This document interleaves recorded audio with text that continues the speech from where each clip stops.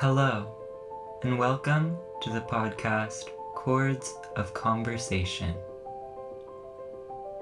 Presented by me, Davis Lynch, with a very, very special guest, the one and only Krisko. All right, thank you so much for being here and letting me talk with you and interview you. I'm really excited. This is my first episode of this podcast, so I might be a little fresh at this, but... Have you named it yet? I am thinking chords of conversation. Oh my god, I love that. Thank you. That's really... When writing a song, what element do you generally start with? Like the lyrics, the melody, or a general feeling? You think? That's a great question. I think it can range. In this last album cycle, a lot of the inspiration either started with an emotion or feeling we wanted to convey. Yeah. Or like a great hook, the one-liner in the chorus. Yeah. Or kind of like a guitar chord that we really wanted to move with. But predominantly with this record, it was a lot of emotion and lyric driven at the beginning, and then chords and instruments followed later. Yeah, that makes sense. Which was different for us, actually. Really? It used to be more like music first and then lyrics. And this time we wanted to be really intentional with what we were writing about. So we wanted to decide what we were going to say first. Yeah, so that's what made the change, was the intentionality behind it. Yeah, definitely. To what extent do you see music as a means for spiritual growth? Or do you even see it? I do, definitely. Yeah. Oh, absolutely. I think that what is so inspiring about music is that when you write a song, you're the only person in existence that can write that song. Yeah. It'll never be repeated again. And in a world where so much has been said and done already, I think it's so amazing that we can still connect to source energy through songwriting and create something unique and different that only we can make. And I think there's definitely like a spiritual element to that. Because I mean, at least for me, when I write a song, it's like, I feel like sometimes like it comes to me. Like, it's not me. Like I am writing it, but like it's like it comes from somewhere outside. Like I have a producer I work with, and he like always talks about like there's like a cloud like kind of like outside the window, and like catch the cloud. Absolutely. Yeah. So do you feel that too? 100%. Yeah. I always feel like their songs are like fish. You don't make them, you catch them. Yeah. And I definitely think that there is this, current. Yeah, I agree. Energy that we can tap into and pull songs out of, for sure. That's beautiful. And who are some of like your biggest inspirations in music? And has your like taste changed a lot since you were like a teenager or a kid? Like how's your music taste evolved over time? Sure, yeah. So I grew up in New York City. Yeah. So I was a club kid. Yeah. So I loved techno, house, EDM music. Oh, not at all the type of music. I know, that's surprising. I know. There are some incredible EDM DJs out there and artists. Yeah. For our genre of music, some artists that really inspire me are bands like Allman Brothers Band. Yeah. Singers like Aretha Franklin. Yeah. Some more contemporary artists that we're really inspired by would be Tedeschi Trucks Band, Warren Haynes, Government Mule, Marcus King Band. Yeah. Grace Potter. Yeah. The roots rock and roll scene is something that really I love. Yeah, I can definitely hear that like in your voice. Like you've got like the soul and like the I love that energy. Yeah, that's beautiful. And then Haunted by You, of course, is regarded as like one of your most popular songs. What was the writing process for that song like? And did you know that that would be like one of your big songs when you wrote it? Not at all. No way. That was the last song on the record that we thought was going to be the best performing. Yeah, definitely. Yeah. I mean, it's a long song. It's very sad. But it definitely captures that kind of blues rock and roll essence that we love to tap into. Yeah. And it was very surprising that has been the best performing song for us. It certainly inspired new music that we've been writing. And it's a lesson that, as an artist, you can think what the best song is going to be on the record, or the song people are going to love the most. And a lot of the time, that's not the song. Yeah. Like when I was playing my songs for my family and stuff, like there was one song and I didn't really think much of it, and my family was like, "That's the one. That one was so good." Well, that's like really? You guys all saying stained glass windows. I'm like, what? Really? Okay, no, it's always that one. I was thinking that when you were like really stained glass windows, like, I could tell you were kind of like really well. Yeah, but like everyone loves that. It's always like the weird one, I guess. That's like. I don't know. It's funny. Do you have a different song that you wish was your most popular instead of that one?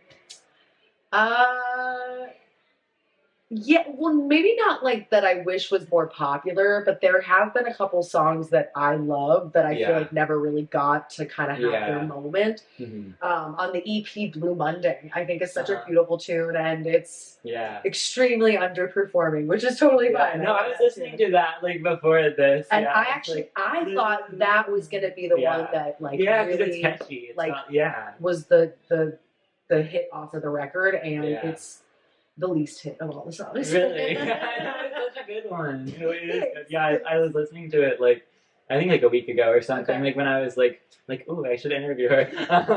I was listening to it and I was like, oh yeah, Blue Monday. I was like, yeah. You even know it right now. Yeah, exactly. Yeah, that one does deserve more credit. Thank you. And then which songs from your 2024 EP Blueprints was the most difficult to write, and which one was like the easiest for you, like came the most naturally? Sure. So the hardest song on that record to write was definitely Have to Say Goodbye, which was dedicated to my mom, who unfortunately passed away in 2023 in an accident. And so I just really wanted to like capture that grief in music, because it's kind of hard to access and find grief music. There's not a lot of it, which is so interesting to me, that one of the largest emotional feelings we can have is not necessarily like touched on too often. I guess maybe it's not marketable, like maybe or stuff. Maybe it's the complexity and how personal it is for each person.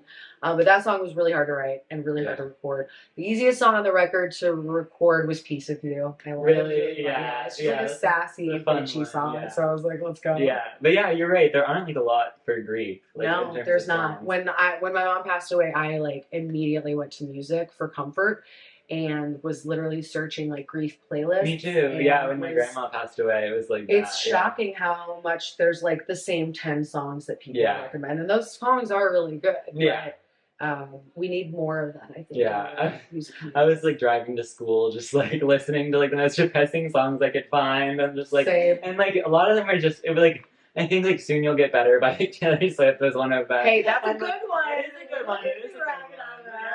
But like I know she's not someone like I generally listen to that much, but like that song, like it was good. That helped me through a lot. Yeah. I guess like which songs did help you through grief? I really love "The Trapeze Swinger" by Iron and Wine. It's so sad. Yeah. It's really sad. Also, I went to school with like the daughter of the guy from Iron and Wine. Okay, cool. There's a Coldplay song that's really good. I wish I could remember the title of it.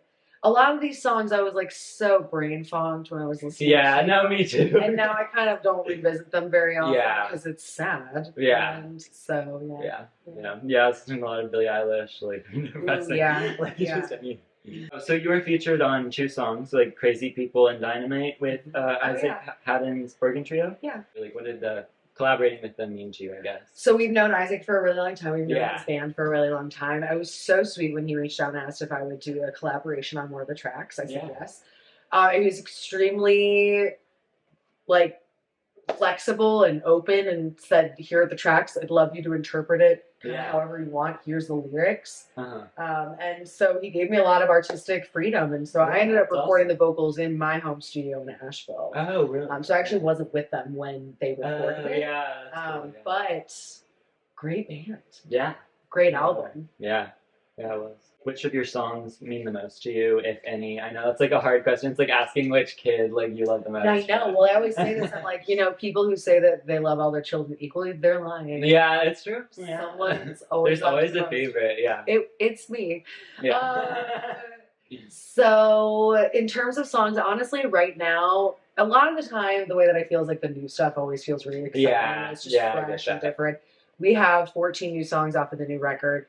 We've started integrating into shows recently, and 2 of the singles, "Living with a Heart of Gold" and "Keep on Trying," are so fun to perform live. I just love the energy and we're just really trying to elevate our shows in a sonic way where people can really just like let go for a second and get immersed in the music and the celebration and joy of it. I mean, really need that right now. I was about to say that's needed more than ever. More than ever. And joy and celebration of community is a radical act right now. And I wish it wasn't. I wish it was like the norm. It shouldn't be. But it feels really amazing, and I feel very honored to be part of the music community and part of a group of people that are so loving and connected. Yeah. Do you think music should be political for advocacy? I think that it's an amazing platform I agree. for politics. 1,000%. I think that some of the most incredible songs in history were politically driven.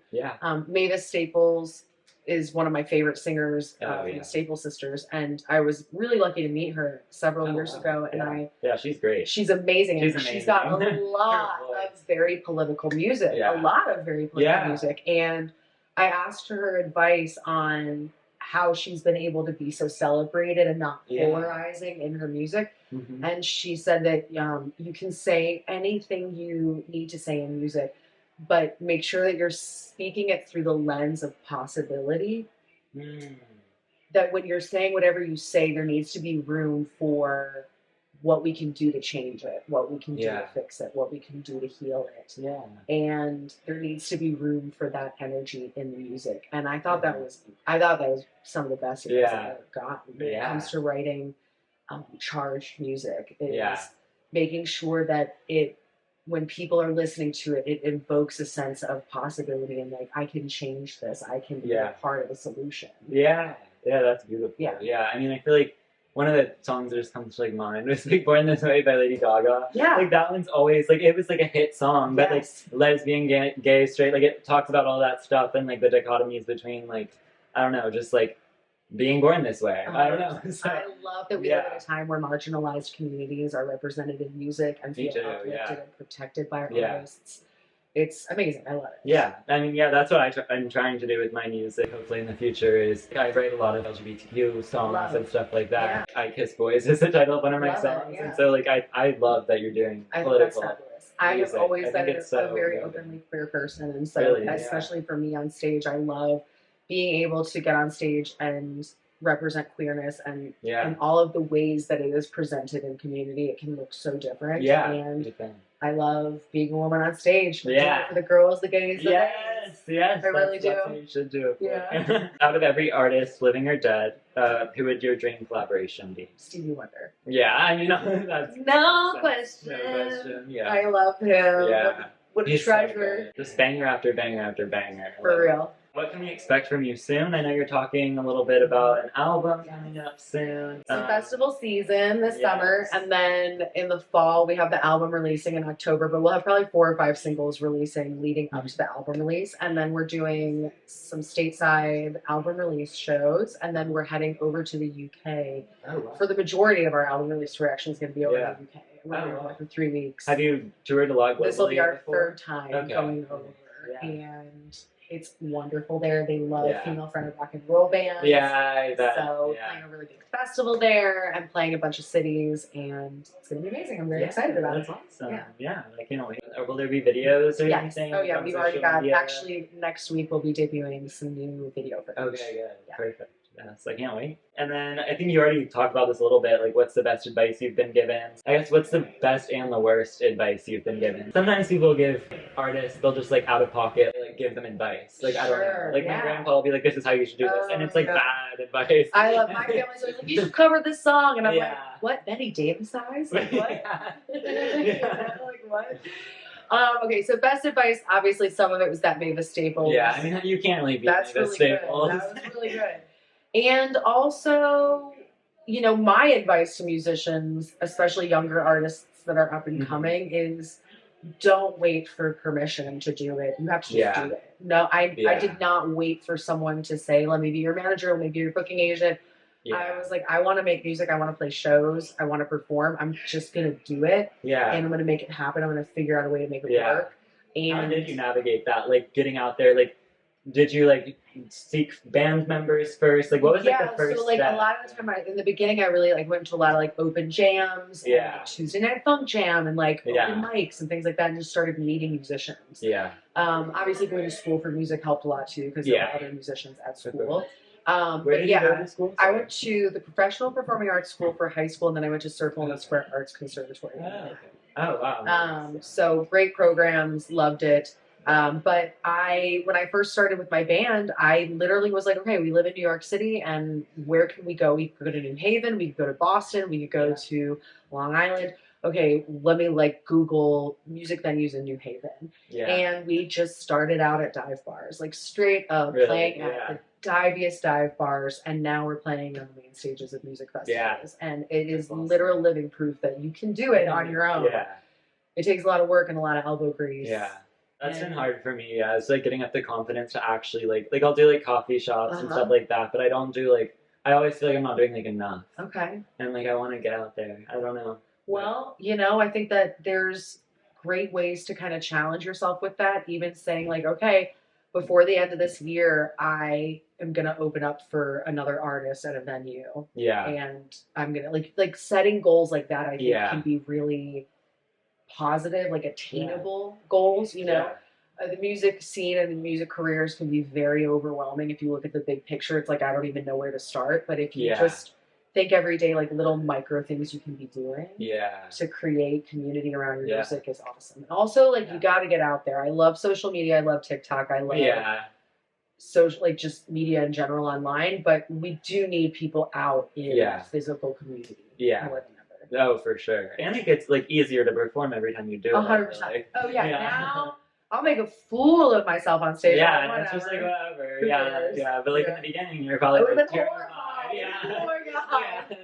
Oh my gosh, yeah, for real. Sure. How do you balance the business side of music with staying authentic to yourself? Or do you even really think about the business side? I mean, I feel like everyone kind of has to in some slight sense. Yeah, but I mean, the business side of music has changed so much, so quickly, so consistently over the last 10 years. It's kind of hard to know, like, what's even going to happen. And with AI and everything, it's like, who even knows? I don't know. I actually, in a lot of ways, this year specifically, we've leaned more into the artistry. Yeah. I don't want to like burst any bubbles of the listeners here. I'm not sure how sustainable the music industry is right now with the way that it's set up. And so I try to remind myself I'm very lucky to be an artist and to live my life as an artist. And so we actually pulled back some of our business this year and to be able to have more time to be in the studio and to write music. Yeah, that's beautiful. Yeah. That's awesome. Yeah. If only one person could hear your music, who would you want that person to be? Probably like the president of Fantasy Records. That's a really good one. Or like, it would be like industry people. Yeah. You know, it would be like a publishing company or the head of a record label or. Yeah, that makes sense. You know, Susan Tedeschi and Derek Trucks. Yeah. Bands that I love. For real, yeah. How do you manage the balance between confidence and maintaining vulnerability during recording and live performances? That's a really good question. So I don't think that those things are mutually exclusive. I think you can be confident and vulnerable. In fact, I actually think you have to be really confident to be able to be vulnerable. Yeah. Because being vulnerable is very exposing. It's very tender, and it's sharing such a deep part of who you are that I think you have to feel confident to share that part of yourself. Yeah. Do you believe music should have a profound meaning, or can an arrangement of a song just be like sounds with no deeper motive? Yeah. I mean, I think it can range. I think music can be really important and really meaningful. I also think it could just be a banger you love. Yeah, exactly. Yeah. That's like party music.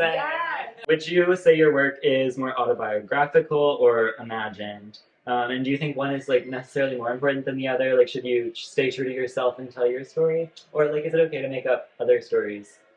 Other people. Like, which do you value, I guess, the most? I mean, I think a lot of the songs we write are from our personal experiences, for sure. But there definitely are songs we've written about other people, about other circumstances. I think the most important thing is that it's just authentic to the human experience. Like, we're all people living human lives. And even though the details of your life and my life might look really different, the overarching essence of being alive is pretty similar. It is. Like, most people want the same thing. Yeah, totally. And so I think if you speak to that human experience, that's all that matters. So whether it's your story or somebody else's, as long as it's true or meaningful. Yeah, that's good. And I guess those two aren't also necessarily mutually exclusive. Totally, Like, I feel like even I've written like songs about like a character, but then that character is me or something like that. I don't know. Yeah, definitely. What do you think you would be doing if it wasn't music? Oh gosh. Well, okay. What are my special interests that aren't music? I would probably be like a cake baker or a tarot card reader. Yeah, or that'd be like so a radio cool. DJ. Yeah. What about you? Yeah, something either probably with animals or something like that. I don't know. I always said that growing up that I wanted to do something with animals. So When's your birthday? March 27th. When's yours? January 15th. Okay, so Capricorn? Yeah. Are you an Aries? I am. Cute. Yes. Do you know your rising and moon? Yeah, Sagittarius is my rising. That makes sense. Oh, Scorpio moon, that's why. I was like, I know, I like her. Yeah, the Scorpio. What's yours? I'm Pisces moon with nice. Virgo rising. Oh, we get along. Yeah. That's right. That's a good combo. Virgo Yes. rising is a good one. Thank you. Virgo- I've heard mixed things. Whoa. Like, people like it with a little bit more at the rising than like as like the sun, or like some people say like Virgo Venus or something is really bad. I don't Virgo know. Venus. Yeah. Virgo Venus and Virgo Mercury are not. Yeah.